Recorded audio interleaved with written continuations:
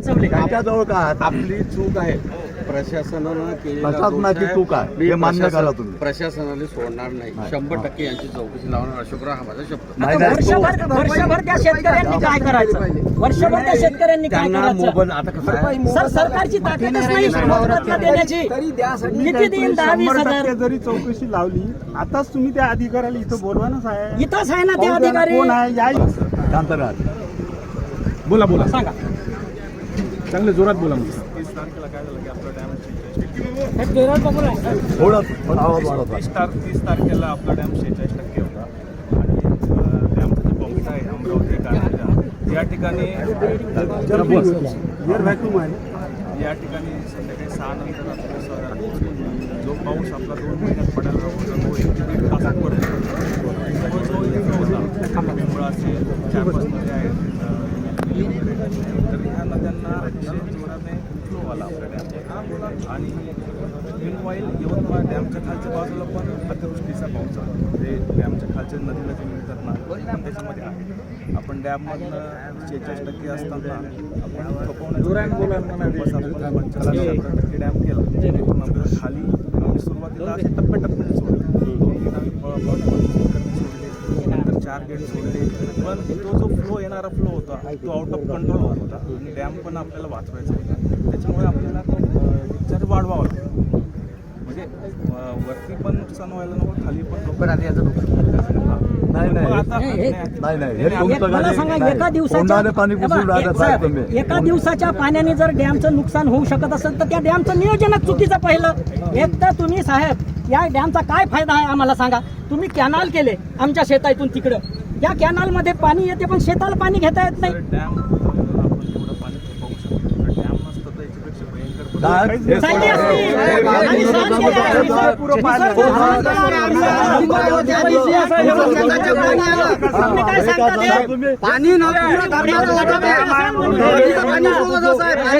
काढून टाका.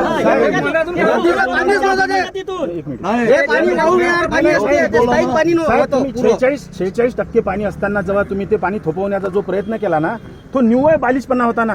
त्यावेळेसच तुम्ही 2 दरवाजे 3 दरवाजे काय सेंटीमीटरनं सोडायचे त्यावेळेस सोडून द्यायचे असते. नदी पात्राचे पोटभर पाणी जायचं ना दोन्ही काठाला भरून. मागच्या वर्षी 24 दिवस पाणी गेलं साहेब. 7 मिनिटाचा रस्ता मी 20 मिनिट जायला लागत होते. 24 दिवस पाणी चाललं. 24 दिवस नदी पात्रातून जाणं येणं सुद्धा बंद होतं मागच्या वर्षी. तशी या वर्षी का नाही परिस्थिती केली? तुम्हाला वरचेवर हवामान खात्याचे मेसेज तर होते ना. एकच आरोप आहे, यायचा एकही अधिकारी डॅमवर नव्हता. तुमचा सरळ आहे आणि याने हाय हॅलो करून फटका उघडून दिला. मी पाणी सोडलं तेव्हा होतो आमची एसी सुद्धा होती. नाही नाही असले साहेब, पण यायनं जो युक्तिवाद केला हे चुकीचं आहे. 46% पाणी होतं 70%वर गेलं आणि आम्ही थांबवण्याचा प्रयत्न केला. मॅडम हे खरी म्हणजे विचार करण्यासारखी गोष्ट आहे. आपण चर्चा करतो का? कॅनाल केले तर पाणी देत नाही, त्या धरणाचा उपयोग काय? अरे इथून निघते वर्धेत घुसते. कॅनल केले ना तर कॅनलचं पाणी सुद्धा शेताला भेटत नाही. पाटसरे नाही. कायच्यासाठी धरण केलं तुम्ही? लाभ क्षेत्राच्या जमिनी खरेदी विक्री होऊ देत नाही. आणि भानगडी करून ठेवल्या. हे धरणच कायले झक मारायला केलं? कोण केलं त्यावेळेस? नातेवाईकाच्या नावान करतायत ना, लेकरायले देत आहेत. किती भांडणं लागली त्या लाभ क्षेत्रामध्ये. ते काढून टाका ना, जिथं पाणी नाही देत तिथं. अरे शेतकऱ्याच्या फायद्यासाठी केलं का नुकसानीसाठी केलं? याचा पहिले विचार करा. तुमच्या एका जे नुकसान झालं ना हे भरून निघणार आहे. वर्षभर उपाशी सर, या पूर्ण डिपार्टमेंटचा 1 वर्षभर पगार बंद करा आणि ते पैसे या शेतकऱ्याला वाटा. मजाक समजून राहिले का? हे शेतकऱ्याच्या जीवाशी खेळते. हे सकाळी जवळपास 3:30-4 वाजता काहीतरी पाणी सोडलं अंदाजे, 40 फूट वर बरोबर. आणि नंतर दुपारी पुन्हा आलं त्याचं पाणी बंद केलं. मग तेव्हा पाणी त्यात काही शिल्लक नव्हतं राहिलं का? नदी पात्रापासून 40 फूट खोल आहे. हे आमची माणसांची जमीन आहे. पूर्ण गावाला वेढा पडून जाते त्या. 300-400 शेत आहे. शेताहून 25 मला सांगा, तुम्ही 20 गेटच्या ऐवजी जर 10 गेट 8 घंटे सोडले असेल तर 16 घंटे 20 घंटे सोडले असते तर धरण फुटत होतं का?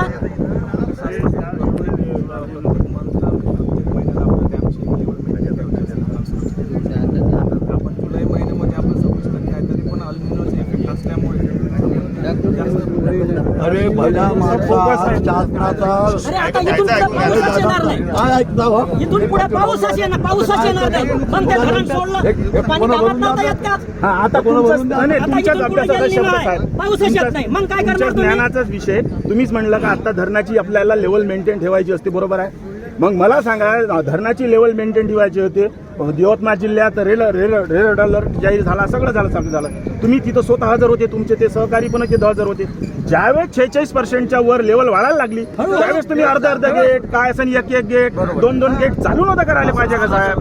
अरे साहेब मी 2 दिवसाबाद शेतात जाऊन आलो तर अक्षरशः दोरी बांधाचा विचार झाला. ही पद्धत झाली पाहिजे. रात्री 12 वाजे तुमच्या ज्ञानाची वाट भूल येऊन राहिली हो. रात्री 12 काय गेट सोडायचे होते? साहेब तुम्हाला माहित असेल किती गेट सोडले आणि किती पाणी येते हे तर समजायला पाहिजे तुम्ही. आम्हाला माहिती. तुम्ही लक्ष द्यायला पाहिजे. त्यात तुम्हाला हे समजायला पाहिजे. हे आणि आता तुम्ही आता जे शब्द वापरत आहात ना लेवल मेंटेन मी तुम्हाला उत्तर तुमच्याच प्रस्तावनेत उत्तर सांगून राहिलो. तसं असायला पाहिजे पाच काऊन ना. नाही सोडले तुम्ही? आपण गेट ओपन करताना अरे दोनच्या ऐवजी पाच काऊन नाही सोडले? टप्प्याटप्प्यानं पाऊस तुम्ही काहीच नाही आला. काहीच हा, नाही ना. टप्प्याटप्प्यानं. मागच्या वर्षी किती पाऊस होता? नाही ना साहेब, टप्प्याटप्प्यानं कसं राहावं? मान्य करायला लागतं. तुम्ही आम्ही जेव्हा सकाळी 5:30 वाजता उठलो ना तर आमच्या गावाशेजारी पाणी आलं होतं. शेतात जाऊन पाहा, तोंडावर आपत्ती माणूस एवढा गाळ आलाय शेतात. अरे ते शेतकरी पाईप शिल्लक नाही राहिले. आता उद्या चालले जर 8-15 दिवस जर उघड बसले साहेब स्प्रिंकर नाही राहिले माझे शिल्लक. वडील अपंग शेतकरी आहे. रपकण्या गेल्याबरोबर पाय घसरून पडले. मोटर उठून पळाले, पाईप गेले, नोजल पाय गेले, नाही त्यांना. शेतूपयोगी जे काही साधन होते धरण झालं चार्जिंगच्या बॅटऱ्या तेव्हापासून गावात पाणी कधीच कधी नाही. आलं नाही. कधीच नाही. 2008 पासून किती वर्ष झाले आज? मारुती 18 मंदिराच्या वर्ष पुढं झाले. पाणी होतं. 18 लक्ष्मी मातेच्या हा, मंदिरापर्यंत पाणी आलं. पाणी हा, नाही, बरोबर, तिथं बरोबर. कुठलं होतं पाणी. हा आणि हे जर नॅचरल असतं ना हा काही मग नाही ठीक आहे ना. ना. आम्ही कोणाला म्हणलं नसतं. माणसानं केलेली चूक आहे. रात्रभर पाऊस नाही आला म्हणून 3-4 दिवस सतत पाऊस चालू होता. माणसानं तेव्हा केलेली लक्षात चूक आलं. चूक आहे, हा, हे मान्य. हा, मी यांना सांगितलं असतं कारण याचा आता निसर्गाशी कोणी काही करू शकत नाही. प्रचंड प्रमाणामध्ये नुकसान झालं असल्यामुळे शेतकऱ्यांचं तुम्ही खाती पाहता. पाणी परस्पर पाहणी करा त्याची परस्पर पाहणी करा पहिले पाणी नाही जमत. बांधावर जाऊन पाहणी करायला लावा. बांधावर जाऊन पाहणी करायला लावा पहिले. आम्ही काय त्यांना त्याला समजायला पाहिजे. एवढा मोठा अधिकारी आहे तो. 12 महिने त्यानं कसं जगायचं? नुकसान भरपाई द्यायची. कारवाई करा. बोला मॅडम बोला. बोलणं झालं तुमचं, आम्हाला बोलून द्या. आपल्याला बोलायचा अधिकार आहे ना. प्रत्यक्ष पटवाऱ्याला पाठवा. आले नाही तसं त्याला एकही नाही आला. बांधावर येऊन पाहणी झाली पाहिजे प्रत्येक शेतकऱ्याच्या. मॅडम, बालोती पटवारी आली. बालदीचा पटवारी आलाच नाही अजून. बालोतीचा पटवारी आली नाही अजून.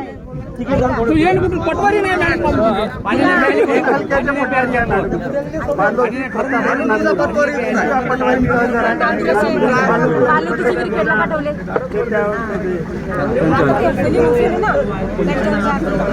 नाही पटवून आली होती 5:30 वाजता आली होती साहेब. अरे थांबा ना. मी विचारलं का नाही झालं?